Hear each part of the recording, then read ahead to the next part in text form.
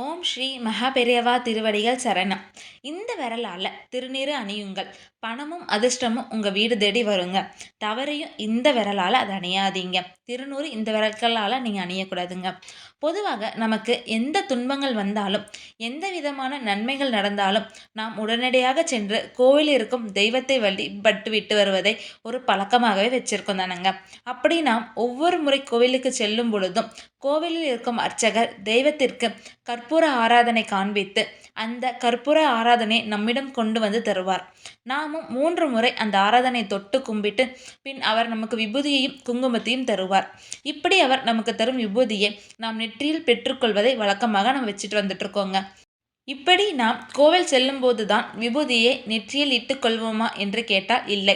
நாம் தினசரி காலையில் நம் வீட்டிலே இருக்கும் தெய்வங்களுக்கு பூஜை செய்து நாம் எப்போதும் எங்கு வெளியே கிளம்பினாலும் தெய்வத்தின் பிரசாதமாக அந்த விபூதியை நம் நெற்றியில் இட்டுக்கொள்வோம் தானங்க. இப்படி நாம் விபூதியை நெற்றியில் இட்டுக்கொள்வதால் ஏகப்பட்ட பலன்கள் நமக்கு கிடைக்கும். உதாரணமாக சொல்ல வேண்டும் என்றால் குறைவற்ற செல்வமும் மகிழ்ச்சியான வாழ்க்கையும் ஏன் அறிவியல் ரீதியான ஒரு பலனும் உண்டு. ஆம், நம் உடலில் இரத்த ஓட்டம் சீராக இருக்குங்க. இப்படிப்பட்ட விபூதியை நாம் நெற்றியில் இடும்போது இந்த விரலினால் விபூதியை வைக்கிறோம் என்பதும் ஒன்றுங்க. அதை பெரும்பாலும் நாம் அறிந்து கொள்வது கிடையாது. நீங்கள் கட்டை விரலால் விபூதியை தொட்டு நெற்றில் இட்டுக்கொண்டால் தீராத வியாதிகள் உங்களுக்கு வந்து சேருங்க. அதே மாதிரி ஆள்காட்டி விரலால் விபூதியை தொட்டு நெற்றில் இட்டுக்கொண்டால் வீட்டில் பொருட்கள் நாசமாகுங்க. நீங்கள் நடுவிரலால் விபூதியை தொட்டு நெற்றில் இட்டுக்கொண்டால் உங்கள் வாழ்க்கையில் நிம்மதியின்மை உண்டாகுங்க. நீங்கள் மோதிர விரலால் விபூதியை தொட்டு நெற்றில் இட்டுக்கொண்டால் மகிழ்ச்சியான வாழ்க்கை கிடைக்குங்க. நீங்கள் சுண்டு விரலால் விபூதியை தொட்டு நெற்றியில் இட்டுக்கொண்டால் உங்களுக்கு கிரகதோஷம் ஏற்படுங்க. அப்போ எப்படி சரியான முறையில் விபூதியை நெற்றில் இட்டுக்கொள்வது என்று கேட்டால் உங்களது கட்டை விரல் மற்றும் மோதிர விரலால் விபூதியை எடுத்து பின்பு உங்கள் மோதிர விரலால் விபூதியை உங்கள் நெற்றியில் இட்டுக்கொள்ள வேண்டுங்க. இதுதான் சரியான முறை.